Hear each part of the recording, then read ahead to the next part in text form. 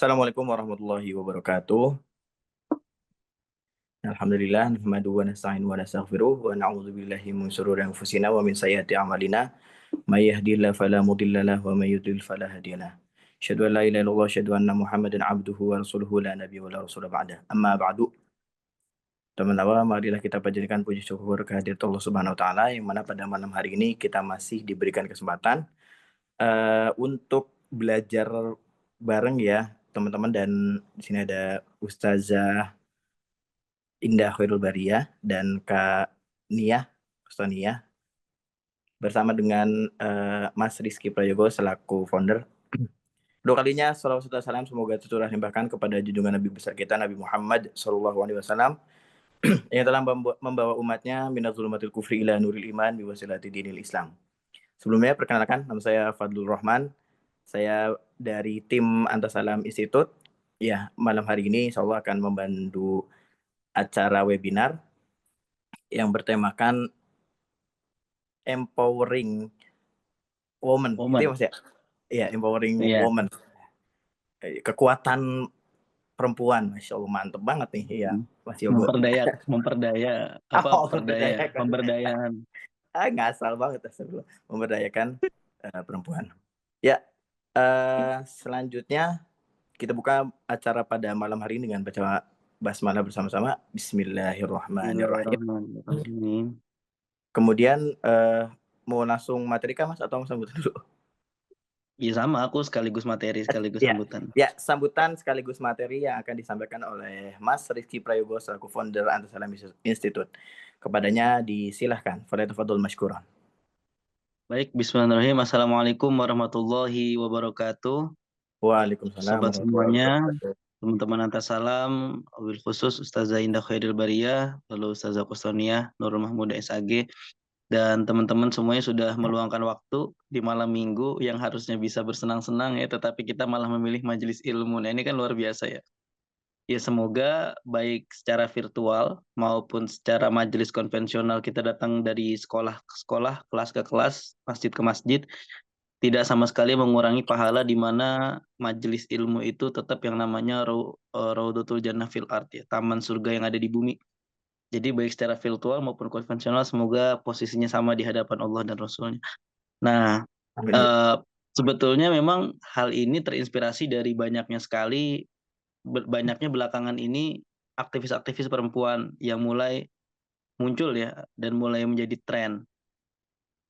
Mulai dari yang Islam sentris, lalu sampai yang kiri sentris juga ada ya, jadi macam-macam ya. Bahkan ada yang saking bersuaranya perempuan sampai menyuarakan bahwasanya Al-Quran tidak perlu dihafal, lalu buka kerudung dan dia secara terang-terangan menyatakan harusnya saya pengen murtad aja gitu karena melihat sisi ekstremis daripada orang Islam itu sendiri. Jadi ini memang menjadi satu hal yang dipandang sebagai dua irisan yang berlawanan. Satu dipandang bahwasannya memang kita memiliki kebebasan berpendapat, semua dianggap setara, semua dianggap memiliki hak, semua dianggap memiliki ruang berekspresi, tetapi di sisi lain kadang kebebasan ini jadi kebablasan gitu. Nah, sehingga pemberdayaan itu perlu digaungkan lagi agar ada koridor yang tepat. Nah, sehingga pada kesempatan hari ini kita akan melihat beberapa perspektif tentang bagaimana perempuan itu bisa mengambil peran secara efektif dan memberikan dampak yang signifikan, kira-kira seperti itu. Nah, tentu dalam sudut pandang laki-laki, saya sebagai seorang anak ya, karena saya belum berkeluarga, jadi yang saya pandang adalah ibu saya. Maka yang akan jadi materi dalam pertemuan hari ini yang akan saya angkat adalah sisi empowering woman dari sisi keteladanan itu. Jadi kekuatan keteladanan dari perempuan ini memang luar biasa. Bahkan dalam perjalanan yang kita lalui, ya, sepertinya ya, yang saya ketahui tidak ada anak yang tumbuh hebat kecuali di belakangnya ada ibu yang hebat juga. Katakan ia tumbuh tanpa seorang ibu, tapi mesti ada jariah-jariah kebaikan, jariah-jariah amal yang tertinggal sehingga menjadi keberkahan buat anaknya gitu. Ya katakan seperti ini ya, yang dari sisi orang kafir saja lah misalkan. Thomas Alva Edison itu sangat masyhur ceritanya, sangat terkenal bahwasannya ketika dikeluarkan dari sekolah, surat yang masuk ke ibunya itu sebetulnya tulisannya adalah anak Anda sangat bodoh, kami tidak bisa mendidik anak Anda gitu. Tapi yang dikatakan ibunya kepada Thomas Alva Edison adalah kamu terlalu cerdas gitu. Lalu dengan berbagai kesabarannya ibu ini mendidik si Thomas Alva Edison sampai dia saat ini bisa terekam dalam sejarah sebagai penemu sesuatu yang sangat berguna buat kita ya, ini lampu ya. Dan dengan berbagai macam percobaan tentu saja sehingga ketelatenan ya, lalu eh, proses yang panjang tadi membentuk sebuah percontohan bahwasannya ibu adalah figur yang tidak bisa hilang dari kehidupan seseorang, baik anaknya laki-laki maupun anaknya perempuan. Dan dalam Islam sendiri memang kebaikan-kebaikan yang menjadi investasi jangka panjang itu terekam ya, misalkan paling sederhana yang kita sering baca setiap Jumat itu surat Al-Kahfi. Nih masih putus-putus nggak suara saya kira-kira? Enggak ya? Nah, di surat Al-Kahfi itu misalkan ya, wa kana abuhuma sholiha. Bahwasannya kebaikan orang tuanya di masa lalu itu bisa menimbulkan hal yang baik juga di waktu mendatang meskipun orang tuanya sudah nggak ada. Maka dari itu, salah satu sisi empowering yang jangan sampai kita hilang, itu adalah keteladanan. Ya kita boleh bersuara, kita boleh mengkampanyekan berpikir logis, kita boleh mengkampanyekan sesuka hati kita bagaimana Al-Quran seharusnya disikapi, bagaimana kita menjalani hidup dengan pola pikir kritis dan lain sebagainya, itu boleh tentu saja. Tapi jangan melupakan yang namanya sisi etik, moral, dan keteladanan. Nah ini sekaligus kita perkenalan dulu, mungkin ada yang belum kenal ya.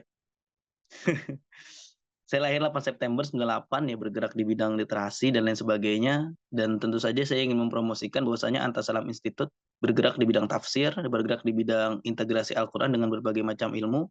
Dan memang untuk kolom sharing time ini yang kita undang adalah teman-teman yang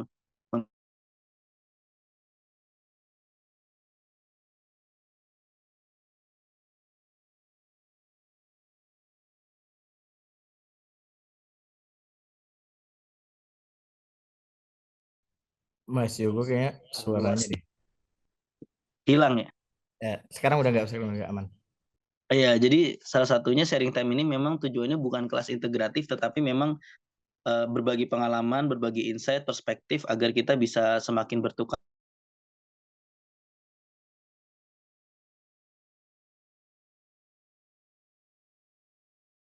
Iya, hilang ya tadi ya. Keluar tiba-tiba. Saya masuk 2 akun nih, satu laptop, satu satu HP. Nah, Oke. jadi agar memang bisa lebih luas informasinya kegiatan Al-Salam, maka kita berkolaborasi dengan berbagai para pendakwah yang sudah memiliki followers yang cukup banyak, termasuk ya dalam hal ini yang sangat berterima kasih sekali ke Ustazah Indah Khairbariyah. Dan kebetulan kita juga pernah satu forum di event Cari Ustadz ya bareng Unisa juga. Waktu itu kita mendapatkan pendidikan dai hijau gitu. Meskipun sampai hari ini ya saya belum kelihatan hijau-hijau banget gitu. Hijaunya NU paling. Nah, dari hal ini saya ingin memotret satu perkataan dari Profesor Quraish Shihab. Ya, ini cukup terkenal waktu itu videonya. Perkataan ini beliau sampaikan dalam Multaqo Ulama Internasional ya. Wal mar'ah sawaun akanas kaum. Perempuan ya atau bisa disebut juga ibu. Am imra'ah mustaqofah hiya madrasatul lati tunsyi'ur rijal. Jadi perempuan ini adalah tempat untuk melahirkan orang-orang hebat. Wal usrah, dan keluarga hiya labina il asasiyah libina il mujtama. Dan salah satu komponen penting dalam membangun keluarga itu adalah dalam membangun bangsa itu adalah keluarga. Membangun masyarakat, membangun bangsa itu dilihat dari keluarga itu. In soluhatil bina soluhal wujud, in soluhatil usrah soluhal mujtama. Kalau keluarganya baik, ya, kalau keluarganya baik, maka masyarakatnya pun akan jadi baik. Sehingga pembentukan bangsa yang berkualitas itu ditentukan dari entitas komunitas yang terkecil dari negara itu. Kita sama-sama mengetahui bahwasanya keluarga adalah sub entitas yang paling kecil di dalam bangsa itu. Maka ketika keadaan bangsa hari ini cukup memprihatinkan, maka yang perlu kita perbaiki berarti PR-nya banyak. apakah dari setiap kita kekurangan keteladanan?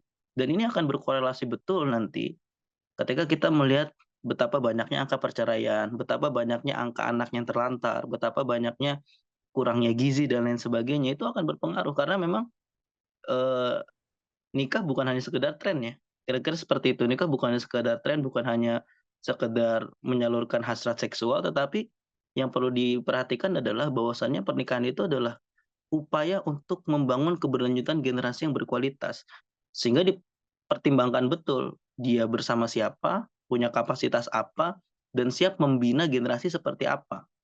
Kalau misalkan hanya sebatas menjalin hubungan lalu sudah selesai ya, dia tidak akan sanggup, ya mungkin dia akan sanggup bertahan dalam sebuah hubungan, tetapi dia tidak sanggup untuk memberikan yang namanya pendidikan yang berkualitas atau ya akan stagnan dalam level yang di situ-situ saja. Maka dari situ, satu buku ya, buku terjemahan yang saya baca dari karya Imam Ghazali terkait nasihat pernikahan itu, ternyata Nabi mengakomodir berbagai macam keluarga gitu. Misalkan ada yang berprinsip anaknya banyak, itu ada hadisnya, ya.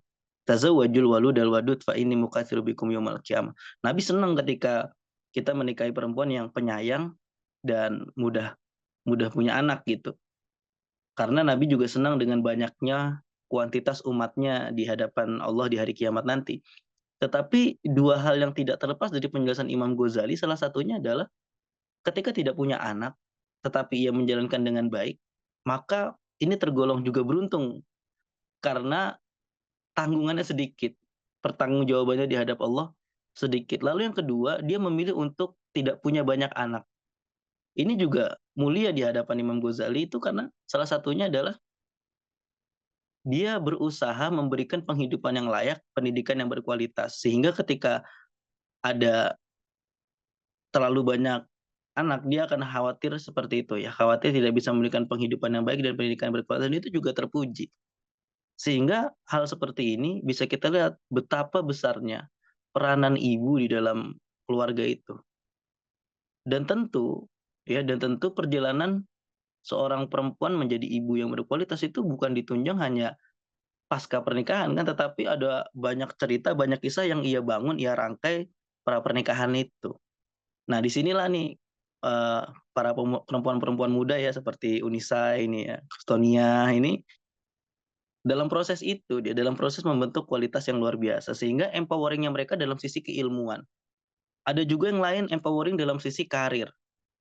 Apakah bagus? Ya bagus, selama rezekinya halal, rezekinya baik, ya itu akan memberikan contoh yang baik juga.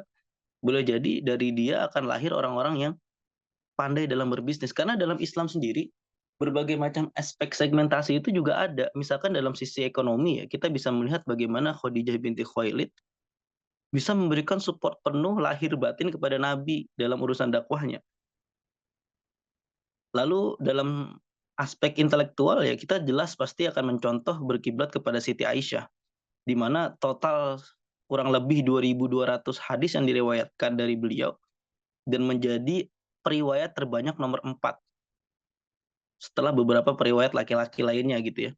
Dan itu dalam kitab Syama'il Muhammadiyah itu banyak sekali hal-hal yang sangat internal dalam Nabi itu diriwayatkan oleh Siti Aisyah. Kita bisa membayangkan jika tidak ada peran Siti Aisyah di situ, maka berapa banyak pengetahuan kita terhadap Nabi yang terpangkas atau tidak sampai pengetahuannya kepada kita. Nah, sehingga kita bisa mengambil peran juga gitu kalau bahwasannya memang perempuan cerdas sangat-sangat dibutuhkan. Dan ini diakomodir oleh Nabi, seperti itu.